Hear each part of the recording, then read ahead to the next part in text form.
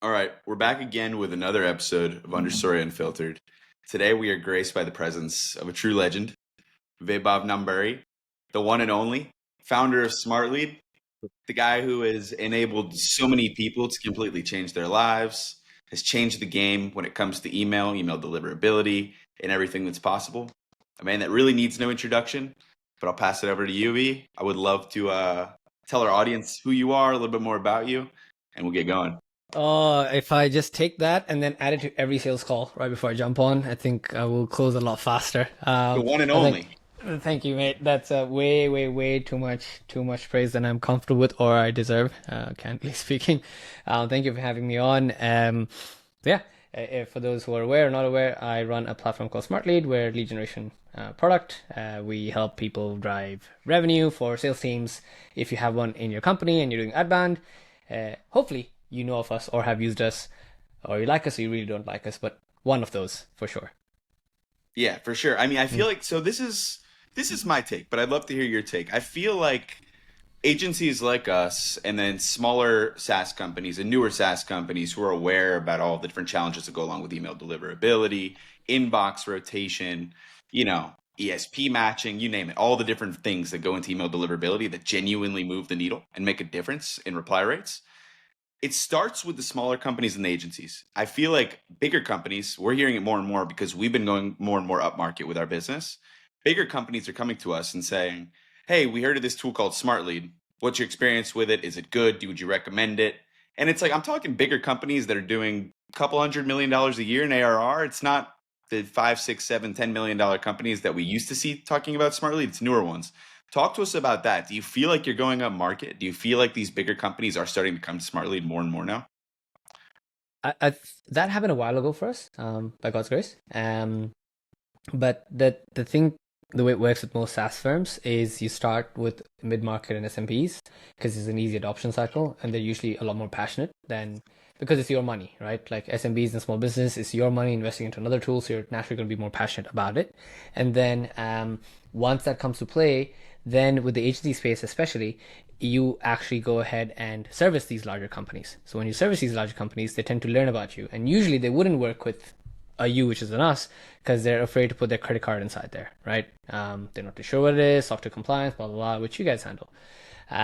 For us, luckily we had some fun agencies and freelancers businesses who worked with really large firms, and they got to know about us a little sooner than usual. So we do have some fun brands who've been using us, but more recently, yes, to answer your question, we have made a conscious effort to go and work with the larger upmarket set of individuals who come with their own fun challenges. The thing we realized with upmarket is their needs and wants are very different from agencies. Very different. And we'll speak about our roadmap and what's coming out today because I'll be excited to share some of the things coming through. It might rub some people the wrong way, but it might rub people some the right way, but it'll rub people in one way or the other. You're Haha. launching so many features. It's like insane to keep up with. It's like every time I go into SmartLead, I see another button I can click in another place. But it's like these things actually move the needle. They make a difference. So like you're not just adding useless features. They're features that you guys Correct. have done testing for, and you guys know this is going to change things. And I can attest, when you make the changes, you see differences in reply rates. It really does make a difference. So how do you Correct. guys balance like I guess, impactful feature updates versus just adding things to add things. Because I feel like a lot of Yeah. SaaS companies in particular, they'll just add things. They want a shiny Yeah. object to be attractive Yeah. and get some new users. But it's like you guys seem to only focus on the things that actually make a difference and move the needle. How the hell do you determine what's impactful and what's not? That's a great question because I was in. That's part of all the heated conversations we have within the Okay, office and the good. team. So why we do this and why not? And sometimes the team says, "Hey, not enough quantitative data. There's not enough people asking for it." Um, and I'll do lots of shout outs. Sorry, that's part of my thing and a lot of inspirational quotes. So please forgive me if I yap on about that. But Chris Fry, I don't know if it's a competitor to you guys or not, or how it is. Hyperspec. I've heard of Yeah, him. Yeah. Hyperspec, Yeah. right? Um, Chris Fry reached out 3 years ago saying, "Hey, do you have an API that I can automate with?" We didn't have an API. No one was asking for an API. But I was like, that's a pretty cool place. No one's doing it. Let's try it out. And lo and behold, that's kind of the whole existence of our business right now is we're API centric, we're a platform as a service. So from my purview, the things that we build that move the needle effectively are a bit of figuring out what status quo. Uh, I'm gonna botch up the quote again, but it's effectively what is normal that everyone does, that everyone's used to, that should probably be solved. So think of it just like, oh, we'll take an Uber example, right? Which is, it was just expected for all of us to just go downstairs, call a cab, wait 15 minutes. We just accepted that as part of our life until some genius said, all right, let's go challenge that. So we tried putting in that philosophy on our side. And I think that's kind of what's helped a bit, where a customer would come and say, yeah, this is what I'm doing. So we had something called like pause campaigns on bounces. We had a lot of users who would actually create automations behind that. Us included. Yeah, I think you guys are one of those who've done it. So like, why even do that? So let's just add a bounce threshold inside, right? Was there data behind that? Did anyone ask for it? No. It was just that when we speak to a bunch of people and we keep seeing that this is a repeated behavior and pattern, we're like, that sounds silly. We can just do that for you. So that's kind of how we've sort of chipped away across a lot of things. And hence why when I say the platform was built by the users and not by us, is generally just speaking to more and more people and not even asking questions, but just observing weird behaviors that each person's performing. And then just, by the way, I've just done this. Let me know if that works for you. And that's the ethos behind how we decide what we want to build. Sometimes it's qualitative, sometimes it's just quantitative data. Makes a lot of sense. So user feedback, what a novel concept. You know? It's just not feedback, right? It's just about sort of being a bit stockish and like all these WhatsApp groups and etc. where someone's like, hey guys, I've really noticed that when I send to Outlook it works well, but if I send to this it doesn't. Cool. So we'll do lead level filtering where we'll go ahead and find the ESP of the lead, so then you can only send to those leads versus other way around. This is separate from ESP matching, where this was that time period where only Outlook was inboxing, but Gmail wasn't inboxing. So it's just observing what people are doing. I'm sure you guys do the same thing. The whole ethos of automations is what is an obvious expected behavior, and you're like, nah, I'm going to challenge that, and I'll just, streamline the crap out of the whole thing. So yeah. Yeah, for sure. And then I can attest to, I mean, the way we met was in a dark social group on WhatsApp. Yeah. It's like you live in WhatsApp. You are in all the same groups as all of the users on WhatsApp. Yeah. Timing in on a daily basis. I don't know if you sleep. I mean, you live in Australia. The time change is insane. I don't even know what time it is for you half the time we're speaking, but it seems like you never sleep. And you respond to everybody that tags you in anything on WhatsApp. Like we'll get into it, but I don't think people understand how big SmartLead is, how many users you guys have, how many inboxes you manage, how many emails go through your platform every single day. Like you're not like a small-time founder anymore, like you are a very legitimate founder with a very legitimate business at this point that could probably sell for, I'm going to venture to say hundreds of millions of dollars, but I'm not going to, we'll talk about that later. I'm sure we're going to get into it at some point. Yeah. But long story short, you are just as available as you were 3 years ago when I first met you and we first heard about you. You're still just as available on WhatsApp, still very active in these groups every single day. How do you feel like that's contributed on the user feedback part of this? How much has that contributed to the changes you actually make in the product? So the funny part is whenever I look at lull periods within the business, and those are the times where I was not active on WhatsApp, right? Is whenever I felt out of touch was when the least amount of growth in the business happened. Not just me, but the team as well. And there's lots of, at this point, I think it's unfair for me to take any amount of credit. There's lots of people doing the stuff and moving the needle right now, right? Not just me. But even with them, there's no amount of Facebook ads you can throw to get an agency to convert, in my opinion, right? And the learned lesson from that piece was one of those dumb moments is we thought we were a SaaS, but we're not. We're actually platform as a service. And when we sort of tag ourselves as that, it becomes a lot easier to understand how to solve problems and how to be present. So if I guess the easiest distinction is I can't operate as Amazon.com, which is here's where your order is, this is what's happening, I'll give you a refund. I need to operate as Amazon Web Services, which is something breaks, I need to be there. This service has this thing happen, I need to be there. This advancement that happened in some technology somewhere, I need to be there. Not just me, but the team also needs to be there. So I think it's more so a survival mechanism. We need to do that. We don't have a choice. But to answer your question very quickly, it is the reason why we've grown. customer support is the growth hack, will always be the growth hack. And I think right now, and we can go into this, I strongly believe that every tool holds almost similar comparability.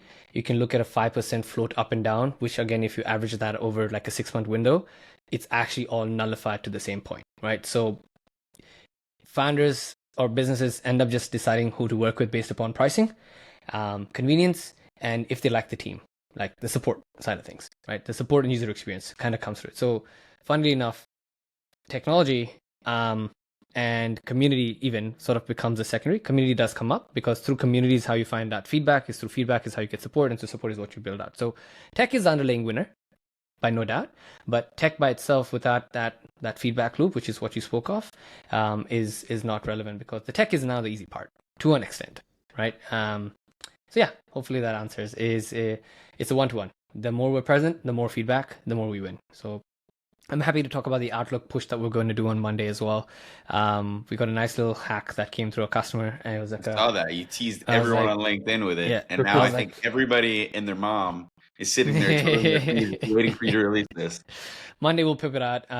We won't give it away, but we'll talk about it off this call. But it is one of those stupidly obvious things that he mentioned. We should have done that, and we tried it, and I don't want to sit and say, oh, this one button that made all the difference, but one of the metrics that causes the deprecation of the mailbox suddenly disappeared.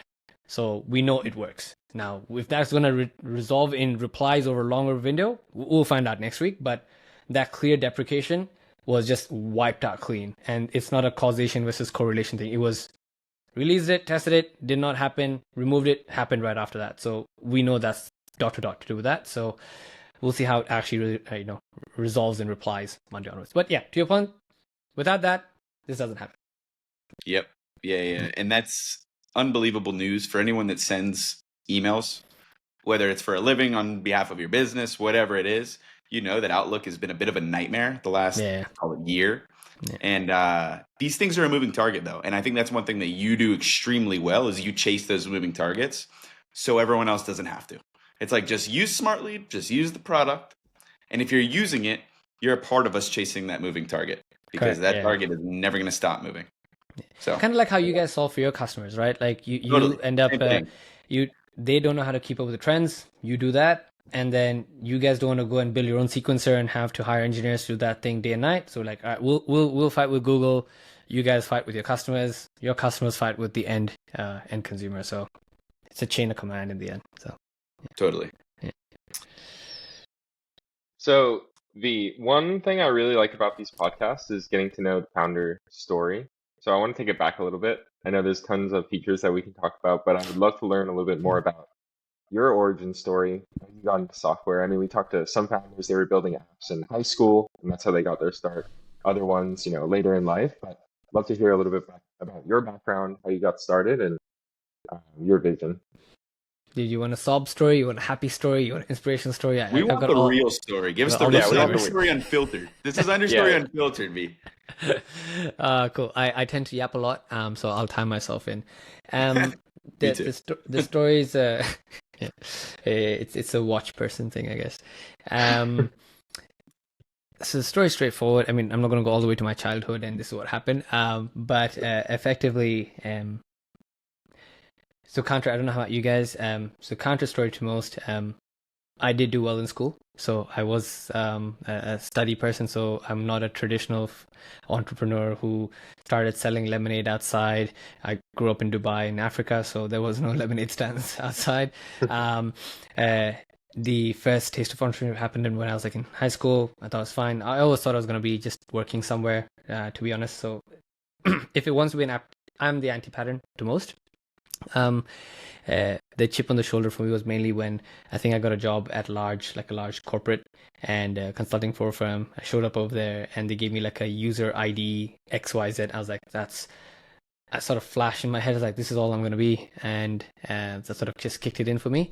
So that didn't make sense. But the backing of that was I had to figure out how to make cash because went to uni in Australia And I did mechanical engineering. For those who know or don't know, that's caveman engineering. I did not know how to program. I actually failed programmatic engineering in my mechanical engineering side of things. So I learned to code outside of uni. I was not a childhood programmer at all. Again, anti-pattern for those who've said that. To me, my story is I've started late in everything. Almost everything I've started late. So it's just that it was survivalship, so I had to get done. So pretty much learned how to code outside, hacked my way through a job, then moved from 3 or 4 jobs until I started my own agency. But before I started my agency, I really enjoyed teaching people. Just had like a thing for it. I loved it. I started teaching programming in a programming school in Sydney. And then, a lot of those obvious coined terms that exist nowadays, the epiphanic moments, like, oh, I should productize my services. And that I didn't know what that meant. I was 22 or 23 at that point. So I started uploading courses on Udemy, which I think a lot of people know right now. So I uploaded my course onto Udemy's, a React programming course, and that's how I started to teach people. Did that on the side. Then a bunch of people reached out saying, hey, I saw you're in Sydney. I'm in Sydney. Can you build an app for me? I was like, yeah, okay, I can try to do that. And then chipped away through. I was working at an agency. I was like, you know what? I'll take the jump. Started my own agency. Ran that for 7 years. No, 2016. I ran that for several years. That was I wouldn't call it a success in whatever larger terms of what people want to refer to it as. But that was the thing that helped me build all the businesses that were eventually going to lead to what SmartLead became, right? So I think I've lost count now, but I think it was 11 businesses that I've started that didn't work out. These are not like when people say, I'm a serial entrepreneur, I started a business and it was like for $4,000. No, this was sizable capital. Basically all the funding from 5 to 1 would go into building one product or one business after another business after another business, hiring team members, etc. So didn't take funding ever. Lost several 6-7 figures in just trying to make something happen. That should have gone to me and building my lifestyle. So I did that. So, I think I was 26, 27, something. The revenue was great. People would always see the revenue side of it, but then the profit margins are just not there because I would take every single dollar and I'd start building different apps, right? Whatever I could, because I just wanted to get out the agency side. I wanted to build a SaaS. That's just been the dream. So yeah, that was a struggle. That was for 2016 to 2022. So about 7 years ish before SmartLead actually started. And while I was running SmartLead for the first 6 months, actually probably around the time maybe the SYC, shout out SYC and sales technicians, all those groups kicked in, I was running 5 to 1 and SmartRider. Those two were basically funding SmartLead.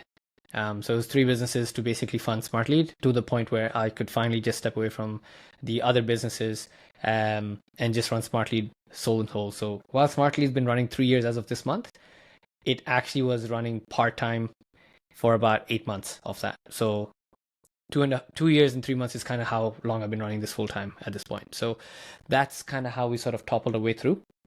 How SmartLead came into play and where I sort of came through. I wanted to be a footballer, by the way, FYI. Footballer. Are you good? Not American footballer, but like English footballer. Are you good?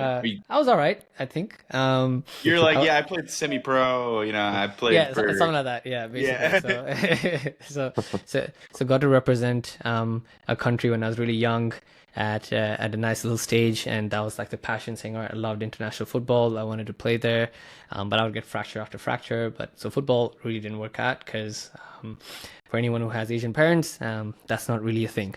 So from football, then moved into music. So if anyone's really bothered, you can find me on YouTube playing drums in a really bad rhythm or the guitar. Then along with that, I was like, screw it. Went back into engineering and tried figuring my way out and tried to, again, learned how to build apps.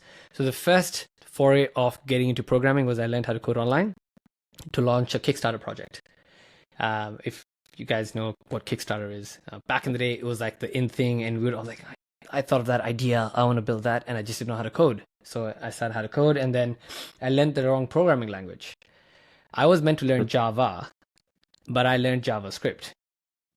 Happy accident, because that's how I ended up going into everywhere else, in life that had to take me through. So yeah, that's through building a bunch of tools that didn't work out, no customers, trying again, grinding again. So I did a recruitment platform, I did a remote working tool, I did a finance product, I did a developer product, I did a product management tool. I've lost the number of e-commerce stores I've done. We've done several Shopify apps, you name it, I've tried it. And then, by God's grace, stumbled upon SmartLead. And funny story for you guys, I think I'm user number 900 on OpenAI. Wow. So when OpenAI came out, the version of OpenAI that was not 2.5, OpenAI 3.0, which was basically where they had Babbage and Ada and DaVinci and all those original models, if anyone knew, back in 2021 was when I started using it. So the way I got access to it was they gave access to a couple of people and they locked it. And I really wanted it because I saw how much it could do for us. So I recorded a Loom video because we got rejected. So I recorded a Loom video and I actually have the pitch deck. I'll share it with our team and stuff. I recorded a pitch deck pitching Greg Brockman. They're obviously very big now. They were not that big back then. I sent Greg a Loom video on Twitter saying, can you please give me access to this tool? And here's what I'm trying to achieve. And I spin it up as I'm trying to solve legal documentation for lawyers or some crap like that. I have no clue what the hell it was. He gave me access. Second he gave me access, we started to build SmartLead. So SmartLead was effectively personalization and LinkedIn scraping, or a really, really, really, really, really, really shitty version of what Clay is right now, right? So orchestrated tool where we would fetch information from different places on the internet and then create contextualized information for you. So did that. And then while I was building SmartLead, we had a bunch of people and we integrated all the fun tools, the lemlist, the replies, the woodpeckers, and people would just say, this sucks, or this didn't work well, this didn't work, this will work well. Can you, or do you know something that does this for me? So people actually laid it out, right? They actually laid it out saying, I want something that does this, this, this, this, and this. So we're like, all right, cool, we'll go do that. And I told my team back then, I have that screenshot somewhere. I'll share it to you guys at some point. I'll put it on LinkedIn. I sent a message saying, hey guys, SmartLead is kind of a sinking ship right now because there's more and more of these tools coming up, and it's just a wrapper on top of OpenAI. Lo and behold, every business is now a wrapper on top of OpenAI. We need to find a way to get out, and because I don't want another failed SaaS. So I said, let's just try build an email sequencer. Maybe if we're lucky, by God's grace, we'll make 10K in MRR. And we're here now. That's the story. Yeah, now you're at 11K MRR. Yeah, something like that. Yeah. No, I mean, V, I'm going to throw numbers out there. You can deflect me as much as you want. But for those that don't know, SmartLead's bigger than everyone thinks it is. It's like, so one of your competitors, I know how big they are. I know them as well. The big blues. I love them. I know They're you good guys are guys. friends. We're friends. Everyone's friends in this space. That's what also no one knows. Yeah. But I mean, I'm going to venture to say you're between 20 and 100 million in ARR. You guys that's a huge range I just threw out there. But sure. Yeah, we're somewhere in that range. Sure. I can, if it helps, I can talk about metrics and then you can extrapolate from that. Let's do that. Sure. Let's do that. What do you want to know? How many mailboxes we have? I want to know how many mailboxes. I want to know how many emails you guys are sending a day. Sure. I'd love to know how many unique users are on the platform. Sure. But you know what? You're going to save yourself here because I know as a user that started, I think paying $70 a month or something like that got up to paying thousands of dollars a month. Yeah. Variability in subscriptions is drastic. So yeah, cool. Yeah. Fair enough. I'll try lied to the best I can. The numbers change right now because if I look at static mailbox, it's different, but active mailboxes changes. But we're probably floating somewhere around 5 to 6 or 6 to 7 million mailboxes on the platform. Insane. That blends between Outlook, Gmail, and SMTP, but not SMTP. That falls under the whole, these Azure setups that people have. Warm-up emails are north of about 110 a day. Give or take. Million. Because if you take the 6-7 million mailboxes, multiply into about an average of 30 to something that people do, add the replies as well, do the network mashing into that, you get round about that much, right? So I don't have the exact number, with me, but last we checked, it would float between 80 to 120, depending on the day of the week, the time of the year, Per a day. large user came, etc. So yeah, that would be that. This is per day. Per day, yeah, 120 million per So day. 110 warm-up emails, 110 million warm-up emails Yeah, being 110, sent per 110 day. million warm emails per day, and then the actual sending again would really, really be varied, kind of like the revenue numbers you've given us. It would be somewhere between 7 to 32 floating per day. So 7 to 32 million per day in terms of emails that we'll pump out is kind of how much we draw on that side. And then we've got the webhooks and all that other jazz that comes through. Those kind of numbers are super fun for us to look at as well. Like we'll have, I think in a month, a couple of billion pings on our Cloudflare because everyone's going nuts on the API for different things. So we never had an API rate limit, FYI, right? We had to put it in because some geniuses had to go ahead and run a for loop to try, work with our servers. Oh, and we have the fun stuff. We have people try to bring our system down almost every other day. Like, super weird, fun stuff we'd pick up, right? Like, people trying to come in and, scrape in our warm-up pool, come in and try sabotage the warm-up pool. So we've got different ways of identifying who's a bad actor, not a bad actor now. It's super fun because we'd identify them and they would know we identified them and they would just go mass spam and create accounts. So we figured out a way to sort of, they think they know, but they think they don't know. So all these weird things that have to go in the background to run the business when these things operate. But luckily we figured that out now, and there's a lot of cool ML models that the team has built to identify these things. So the core platform stays very stable and strong. So on that front. Makes sense. Yeah. This is kind of a surreal thing that just popped in my head from what you just said. So when you started this business and you started SmartWriter, I'll say SmartWriter, yes. When you started that, it was a wrapper of OpenAI is what you said. Yeah. Those are your words. How does it feel to come full circle and know that people are starting to build wrappers on top of the SmartLead API? Yeah, that's it. It's very humbling. And I think you said this in the passing. I don't know when you sleep, when you don't sleep, etc. I don't know how faithful is the wrong word, how spiritual you guys are, or what it is. But sometimes I feel like those 9 years, whatever it was necessary. Because I feel like if I didn't get that, for me, it's always, the team always says, why aren't you stressed when things are, I'm like, I cannot complain about the things I prayed for, right? These are the problems you once prayed for. Or the more common saying people have is, if you pray for the rain, expect the mud as well, right? So for me, it's a privilege when a customer complains. For me, it's a privilege when, even if we have the slightest outage, the whole market just comes and shits on our head, because I have gone through many products where there would be literally a bug where you could not use the application, right? Like you couldn't use the application and not a single person would complain about it.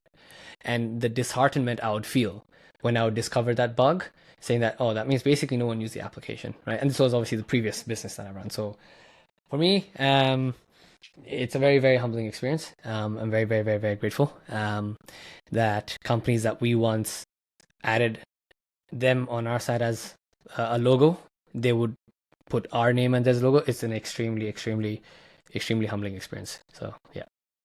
Can totally attest to that. Like, we're not at the same scale as you, but I see messages. You know the feeling whenever, like, understory. It's humbling. It's humbling when it's like you used to look up to somebody else. Now, not only are you their peer, but people are speaking about you the way you used to speak about the people you looked up to. Yeah, it's very humbling. Yeah, absolutely. It's cool.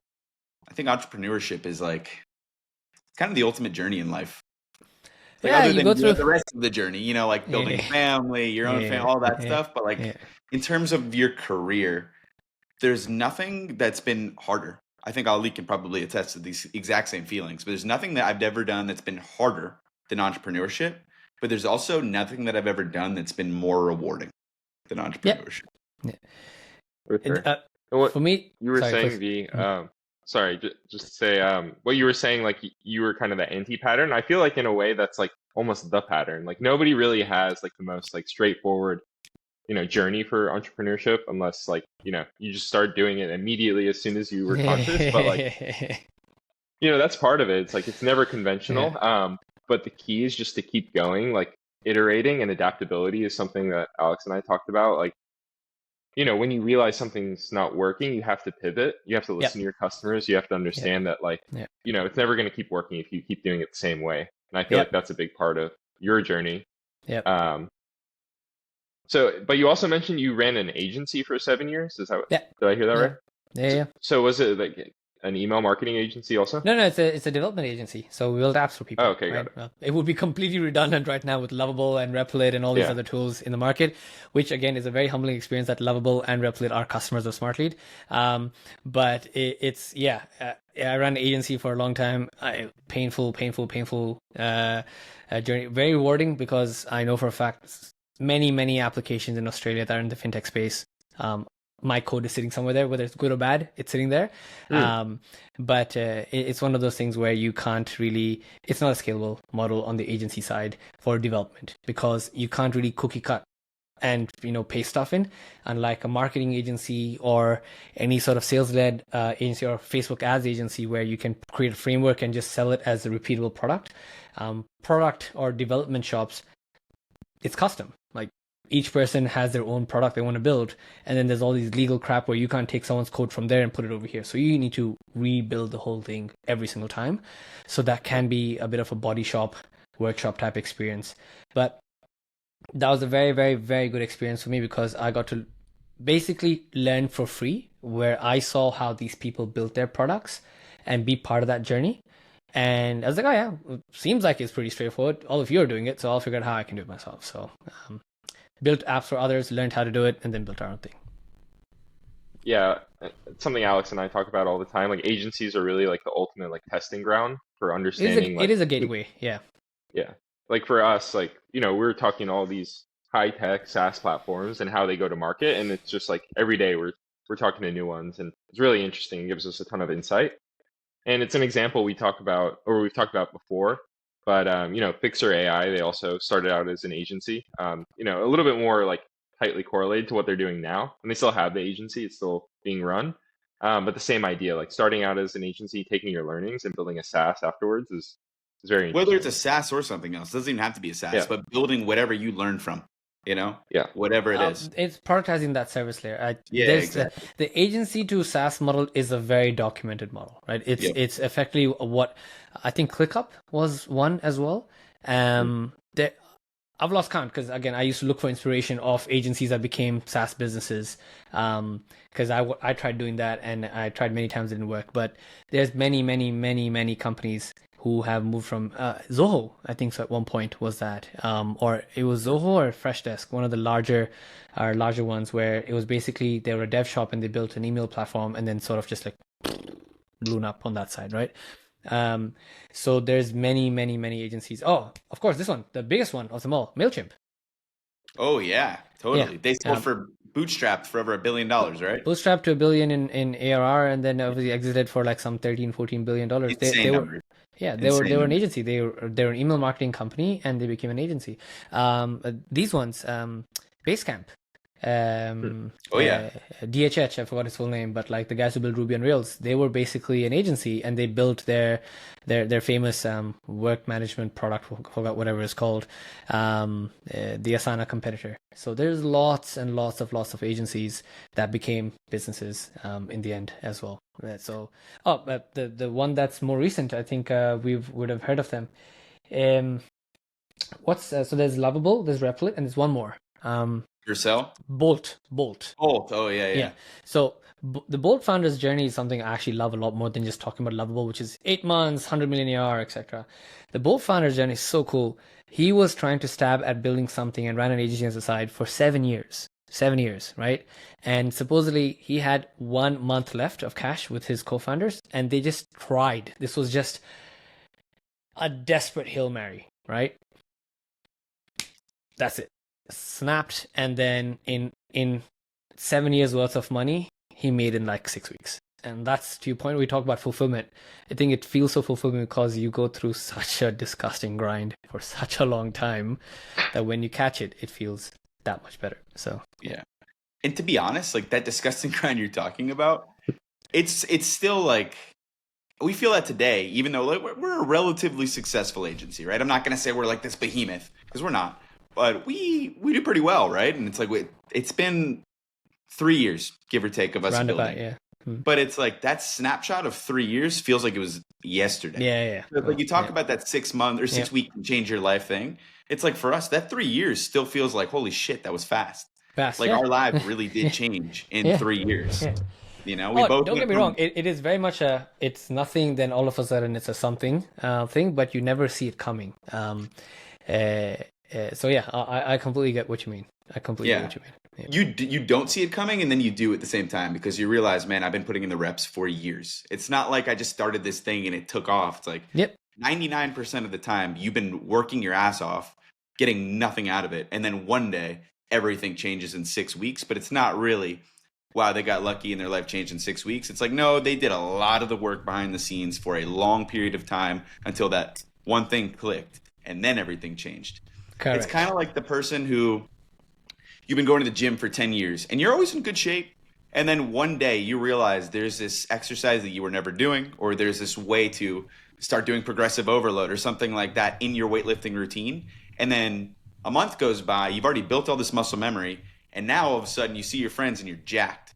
Yeah. And they're like, yeah, what yeah, did you yeah. do? Like, you just have good genetics. It's like, no, I've been doing this Yeah. for 10 years. I just changed it up 10 weeks ago. So that's why I Yeah. look like this now. It's Yeah. one of those things. It's like people only see the tip of the iceberg, but they don't see everything. The thing below. that comes through. Hormozy, right, is everyone appreciates the destination. No one wants your journey, right? So Yeah. everyone wants to be you, but no one wants to go through the stuff you want to go through. So the quote, I might be misquoting it, is you're rewarded in public for what you practice in private. Yep. Yeah, so Couldn't be more true. It's that to help you answer to not answer a question, but sort of silo in, right? I think my dad asked like, "Oh, when did you know it was working?" I was like, "I actually didn't. We woke up one day and we're like, oh shit, 7 figures. Oh shit, 8 figures. Oh shit, this is happening."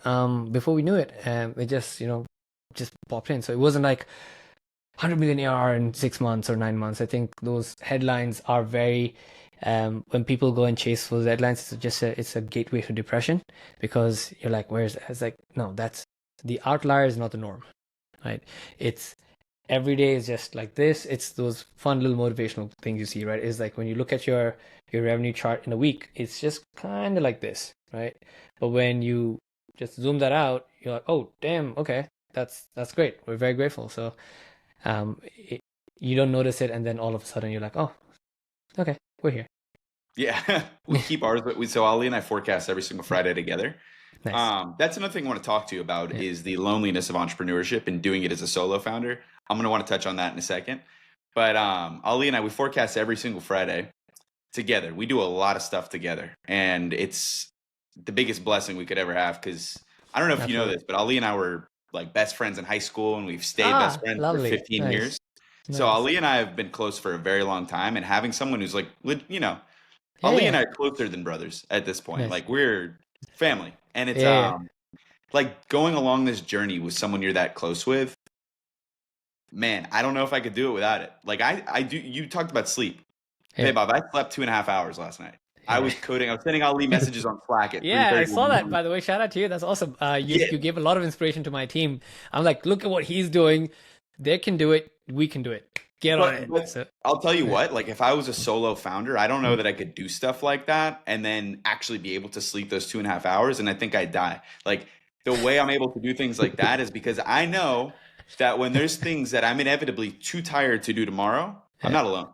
You know, fair enough. I'm not alone. So I want to talk to you about that journey in particular, just like the loneliness of that. But another thing I want to touch on too, that goes into entrepreneurship, and I want to hear your experience with this. Like, Ali and I had a lot of the same friends in high school. We were in the same groups, circles, everything like that. And not like anyone in particular, but it feels like when you go down this journey of entrepreneurship, and more so when you start to see success, support kind of tends to vanish. It's like those people that you were like, oh, they'll always be in my corner. Like, they're not bad friends or anything like that. I don't want to call anyone bad friends, but it seems like it gets lonely. It feels like you isolate yourself, or I haven't figured this out, to be honest with you. But I don't know if it's you isolate yourself by going down these rabbit holes and just getting locked in and building, or if people just genuinely struggle to watch people do something out of the norm because maybe they want to do it themselves. I'm curious, have you experienced any of that? Because Ali and I both thankfully have great families and Mm-hmm. they're amazing support systems. Mm-hmm. So it's like, my mom and dad will literally say, no matter what you do in life, I'm going to support you. You know, I think your dad and my dad had very similar backgrounds. My dad was in tech sales. And I think you said that your dad was in tech sales too. But it's like, taught me more about sales than anything else. And so it's like, he has no fucking clue what the hell we do. Not a clue. I show him, like, I'm like, look at this thing I just built. And he's like, oh, did you like pay some developer somewhere to build this for you? I'm like, no, no, no. I wrote it with words. And he's like, what does that even mean? Just lost, right? But he's like, no matter what, I support you. And Ali also has an insanely good family, super supportive. But it's like, how have you been able to build your support system as a solo founder? How have you been able to do that? Because it's something I think about all the time, and I don't know if it's possible for us. For me, at least. I don't want to speak for Ali, but deep question. I think everyone's family dynamics are very nuanced in the way, right? From my side, the verbalization always, yeah, okay. My dad would say, like, now that you've gone this journey, you have to figure it out. You cannot give up. This is the hard work that's dedicated, required, and etc. Those words were fine, but I think the biggest luxury my parents gave me, and still do, is the luxury to fail. I think that was the biggest. Yeah, I think that's the biggest luxury, right? Like, we come from very humble backgrounds. My dad, yes, they sent me to Australia to study, but he's not, like, it was on loans, and he's had to figure his way out, and mama had to figure the way out, and a lot of sacrifices the way through to make this happen. So there's a lot of debt, mental debt. Even if they'll never take the money back, there's always an emotional debt that you owe them something. So from my side, it's I'll say it in a cheesy way and non-cheesy way. So the non-cheesy way was, they're like, yeah, it's okay, didn't work out, on to the next. It's okay, it didn't work out, on to the next. While they didn't necessarily discourage it, they didn't encourage it, they just said it's fine. Okay, cool, next thing. Okay, cool, next thing. Okay, cool. So whatever it was, they said, all right, cool, whatever, fine. Whether the relationship didn't work out, whether this didn't work out, they didn't judge. They just let me do. And I think that was a massive unlock for me, because I know other people where it's like a shame. Oh no, business didn't work out. How could this not work out?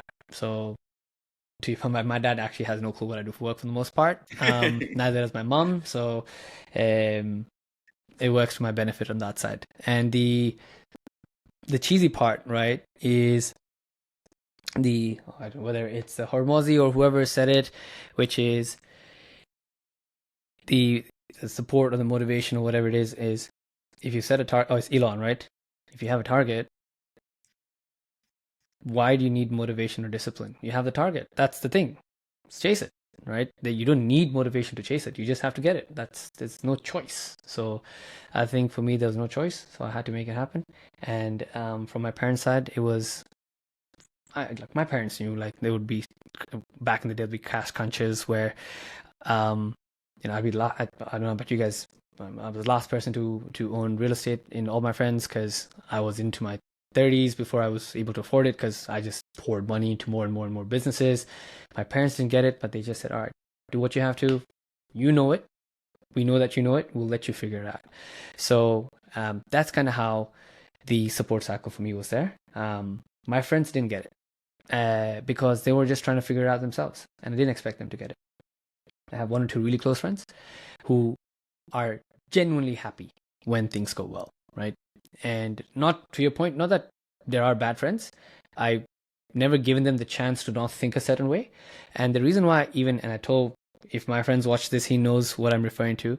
And I told him, I was like, it's not like you're a great guy. That is why you think you're happy for me because I'm doing well. It's not that you're built with some golden heart. It's because you've seen the grind.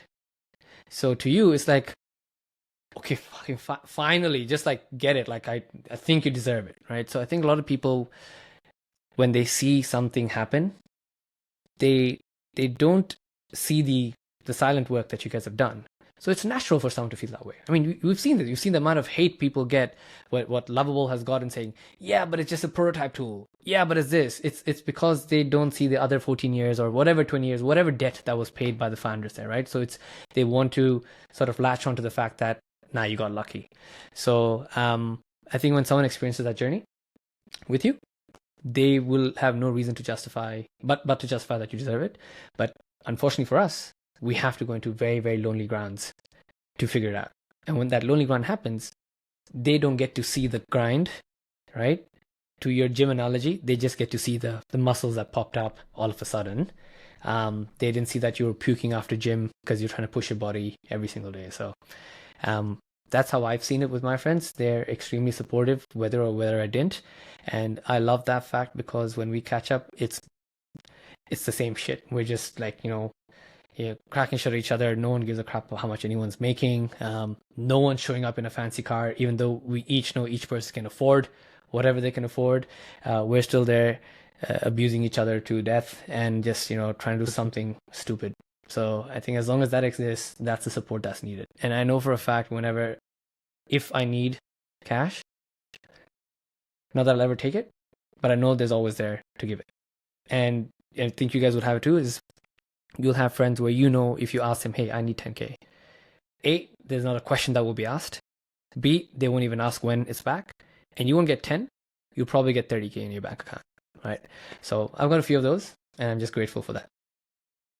That was a phenomenal answer. And I think something that you touched on that I resonate a lot with, it's the people who don't understand are typically the people who don't appreciate, who don't show the same support and the same amount of love. Like one of my best friends in the world, he is a very successful entrepreneur in finance as well, right? And he is the first one to make me feel good about anything I've done. And I think it's because, one, he knows what it's like to grind and earn whatever you have. He came from extremely humble beginnings too, immigrant family, came here with nothing. He used to wear women's hand-me-down clothes or little girls' hand-me-down clothes because that's all his parents could afford back then. Now he's a CEO of a very successful private equity firm, right? He's crushed it. And he's the first one to tell me, like, amazing work. You really earned that. You grinded for that. Yeah, exactly. And it's like the other people who, have a more traditional route are the people that are typically like, well, yeah, but you just kind of got lucky in this way, right? It's like, I know what you mean. Yeah, sure. I know what you mean. It's a Hormozy thing again, where I keep quoting it. It's like no one ahead of you is ever going to say bad things about you. Yeah. That's all. And the other one is people are going to be happy for you until they're ahead of you. I think that's a very good thing because I've not seen it, but I've experienced it inside with a known to's where a person who's like a massive supporter of someone all of a sudden just starts becoming a douchebag. And wait, what happened? Is like, oh, it's because now you started to outpace that individual, so they will support you until you're not better than them. Exactly. So I was like, yeah, that's true as well. So, but yeah, it is a lonely journey, but to your point, it's a rewarding one. And kudos to you guys. Having co-founders definitely make a massive difference for sure. Yeah, but you do have a phenomenal team too. So for you, you're also not alone. I'm not. Like, I will tell you for a fact, like the current leadership team, they grind it hard. Not just leadership, everyone on the team grinds it hard. They grind so hard. Well, you treat everyone really well too. So it starts from the top down. It's like you took the entire team to Bali. What, like 4 or 5 months ago, 6 months ago, something like that. Oh, we've had several trips. We've had Bali, we've had Goa. We're now going to another place. So we catch up 4 times a year, actually. Wow. So we fly the team down 4 times a year. And the feedback I got last time was, what the team was like, are we doing really well? I was like, no, we're doing okay. Then they're like, why the hell are we over here? I don't need this. Because again, that's the problem. We ended up booking 5-star hotels all over the place for the team, right? From my side, it was just like, how can I justify you guys grinding as hard as you're grinding and then me throwing you into an Airbnb? I think that's just cheapness at that point, right? But I think to the team as well, what I've realized, and I think the team knows, is I think a lot of the team members are just healing their inner child, right? When I say that, it's like we've got team members who've got 15 years of experience and they're grinding harder than the younger ones. And the reason is like, this is the first time in 15 years that I'm doing meaningful work. Because you have just given me so much access and trust, I cannot screw this up for you. So a lot of the people feel that way. It comes to the other side where the team sometimes get too cautious because they don't want to break the trust. And my thing to them is, the easiest way for you to screw up right now with me is by not doing something. I'd rather you blow apart $4 million but we can clearly see what you've done. That is going to be something that to be proud of versus saying, sorry, I was too scared to do this and I was like, no, just hammer it. You've got the backing and you'll be able to. I'm sure there's some fancy psychological principle behind this, but it's, I've learned with the team, the hack that works well is to induce failure early on. And what I mean by that is we all know this. We say, don't worry, I'm here with you. We're here to support you. I'm here to support you. Everyone says that. But are you really there to support that person? Right? It's about a year and a bit ago at this point, the team was working on a massive infrastructure change. And I think 2 weeks before it got out, they're like, yeah, it's not going to happen. And it was so disheartening because each of them sent a DM to me on Slack saying, V, sorry, I get it. I screwed up. Whatever you want to do next, I completely understand. And however you want to let me go. I'm like, fuck? What do you mean? We got shit to get done. Like, what do you mean? Like, do you want to quit? He's like, no, I don't want to quit. I thought you're letting me. I'm not letting you go.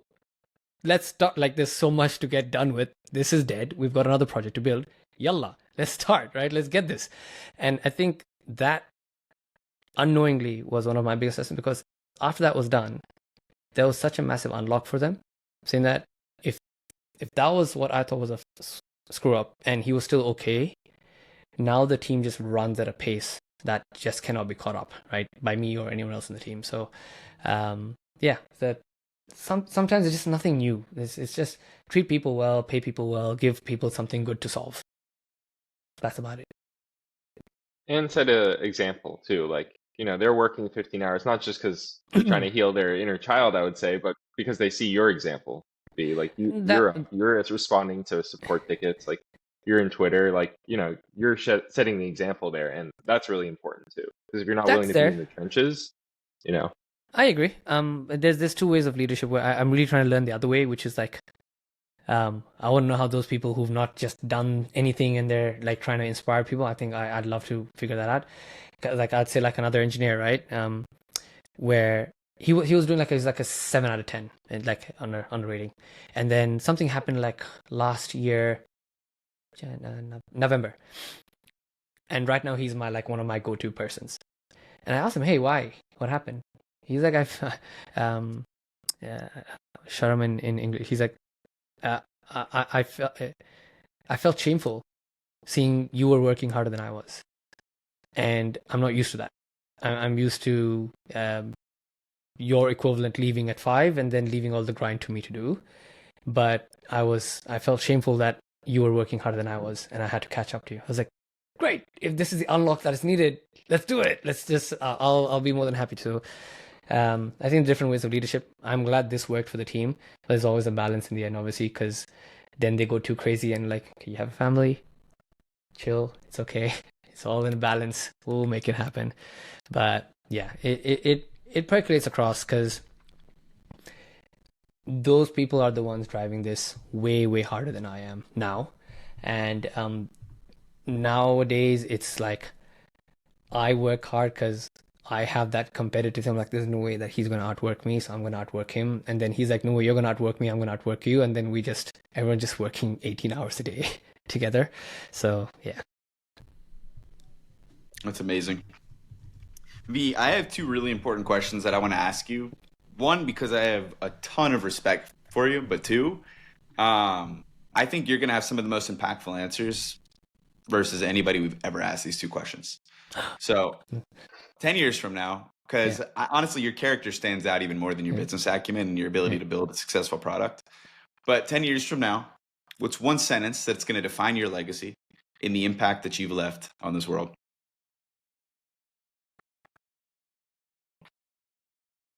How many people have I been able to enable who are now in the position to enable other people the way I have been able to enable them? I love that. Absolutely love that.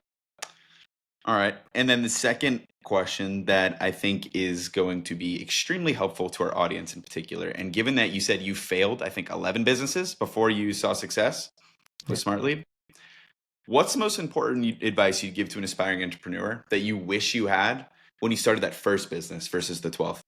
There's no growth hack. I think it took me 11 businesses because I was looking for a growth hack. candidly, I think the first one would have been successful if I just was patient with it. So persistence, that's everything. And that's it. Just you need to know when to stop. Don't get me wrong. You need to time box it. It's numbers, it's not emotions. My mom taught me this lesson, right? Is like you need to time box everything. You have to. Time box it in a way that is fair.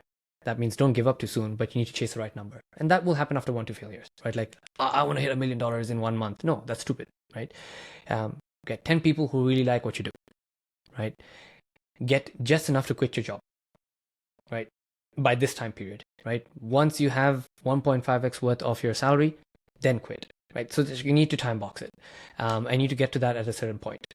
And that doesn't mean if you're like, you've said by 1 month I need to hit $10,000, but by 1 month you hit $7,000, you're like, oh, screw it. No. It's like, if you're close, then obviously push the momentum across, etc. So for any person trying it, is yes, iterate constantly. Don't latch onto ideas or emotions. And just there's no growth hack. There isn't. Whoever's told you, whichever person selling you that course is lying to you. There is no growth hack. I've done every course under the sun. I've listened to every podcast there exists. I've read every book that has to be in business. You tell me, I'll quote it to you. There is no growth hack.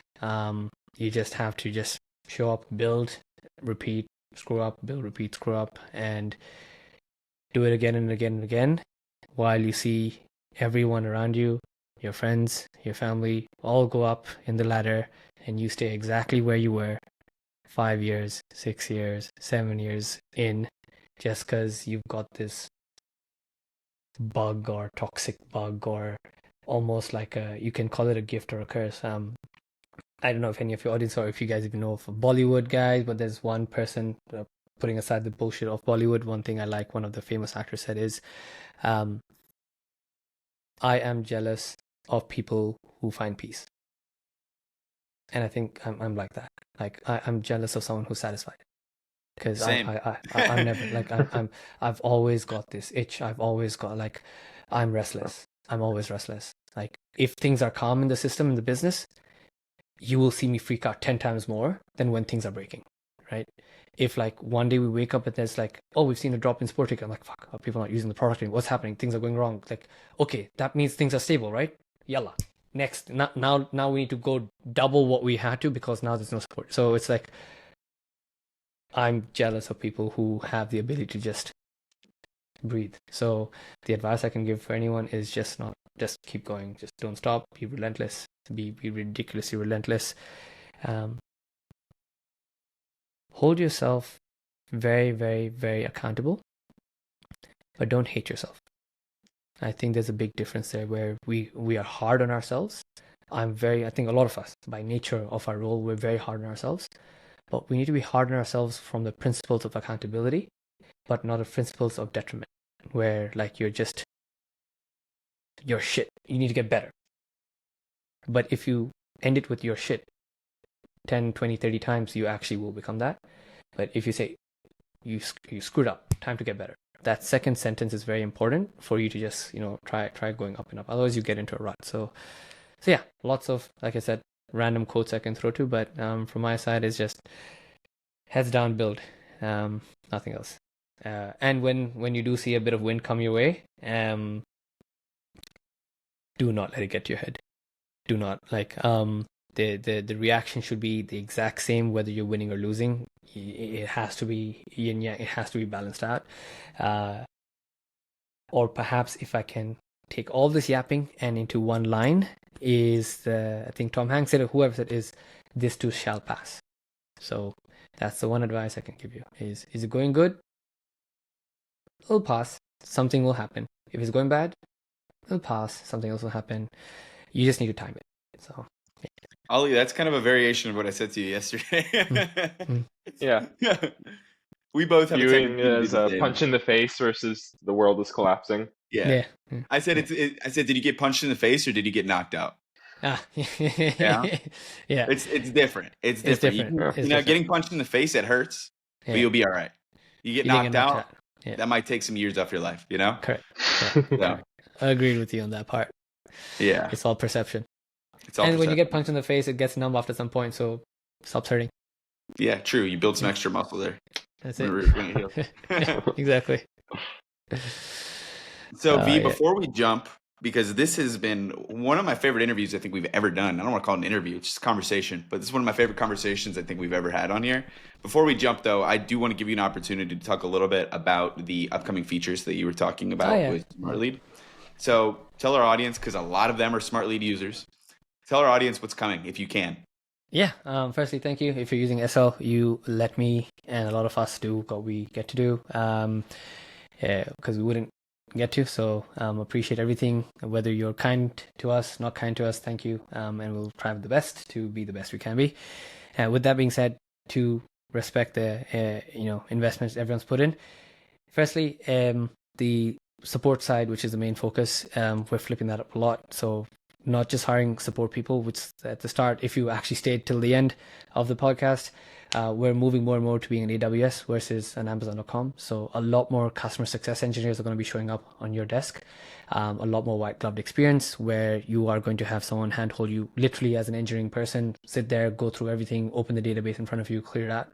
So you will get that white glove experience at a very, very, very affordable price. Like I think anyone paying above $500, it's the white glove experience, right? So we're going to figure that out. And we are doing that right now.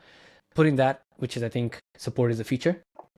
The second thing is in a single line summary, when SL launched, one of the things was it's going to be the cheapest way to get a lead. Meaning, if you use other tools, it would cost you $50,000 to get all this data, mailboxes, etc., but you would get maybe 100 leads. When SL came in, all of my mailboxes, rotating, blah, blah, blah, jazz, those $50,000 maybe got you 1,000 leads. So the cost per lead became cheaper. So the goal is to become the most affordable cost per lead product in the market. With that, effectively, we've got three fun things coming in. One, something very exciting in the data space, a high intent data product that will help you understand reactivities of your customers. So, heaps of cool stuff like this is the likelihood of the reply rate of this lead list that you've uploaded. This customer is most likely going to respond to this type of messaging versus this type of messaging. Some format of list building as well in a very, very, very democratized, affordable manner. That with the two other fun parts that I think a lot of people will be excited about and that we're excited about is imagine just opening your SmartLead app and saying, go ahead and find me 50 leads in New Jersey that are CTOs and consistently get them verified in my HubSpot. Once they're verified on my HubSpot, go clean them up, go find some information about them, and then push them into go find information about them from like my Clay API, and then push them into this campaign every 1 hour. That's it. So we're not just going to release one agent. We're going to allow people to release and use hundreds and hundreds of their own agents. So your own inbox manager, your own mailbox manager, your own reply manager, your own copywriter, your own data analyst that's going to go ahead and send you reports analyzing your data for you on your behalf every day on an agentic perspective. That's what's coming out in the next few days' time. So Smart Agents is what effectively the product is, and that will be live and accessible for most people on SmartLead in a few days' time. That then blended with something what we've called, it's a horrible name, but hopefully comes something better, which is Smart Coach. The Smart Coach's job effectively is us having this discussion over here, and in real time as we're speaking, it will go ahead and effectively give you insights about that lead and how to get them to close, objection handling, and especially used by CAMs or BDRs, where you can upload your sales scripts to that to help your sales team sort of train on the fly. So think of, there's other tools that exist in the space, but they operate more on an asynchronous perspective where you get meeting notes after with insights. This is more real time, and that will then connect into your CRM. That will connect into automatic follow-ups. That will then connect into data prospecting. That will then connect into the agents that will go ahead and do the work for you. So all of that coming into one single place. And of course, this does mean there will be a fun change in our business model where we may see a very strong future where we're not charging on leads anymore. Interesting. Okay. Yeah. Very interesting. Okay, a lot of stuff coming. Plus, don't forget about the Outlook deliverability hack. That's coming. Yeah, and the Outlook deliverability hack, which we'll talk about off the camera. So yeah. But Cool. yeah, lots of fun stuff coming our way. and a lot of cool partners we're working with to help enable that as well. So yeah, More user feedback, I'm sure. that's it. Yes. Yeah. Well, V, this has been absolutely amazing. Honestly, one of the most, I would say, rewarding episodes we've ever done. Just learning about you, your story, your character. Your character shines through everything, and I think that's the reason you're so successful. I think you've gone through the trials and tribulations, and it's turned you into who you are, but you never lost sight of who you really are at the core, and that really shines through. And yeah, man, I'm a huge fan of you. So Likewise, sir. Thank you for the 2 times or 3 times you messaged me on WhatsApp, warning me about that thing that happened, and I just jumped in and I couldn't have done it. Thank you. You're a big rescue on those 2 points. It was a silly thing on our side, but user feedback. That's all it is. It's user feedback. I'm very grateful that you reached out to us on that. So thanks heaps. Yeah, of course. Yeah. Well, V, thank you so much for coming on, man. This is amazing. I think everyone in the world, not just our regular audience, would benefit from listening to your story. So I hope they all get to hear it. Hopefully it helps one person, and that's more than enough. It'll help more than that. Yeah. Easy. All right, man. Cheers, Thank you so much. Yeah. Awesome. Thanks, man.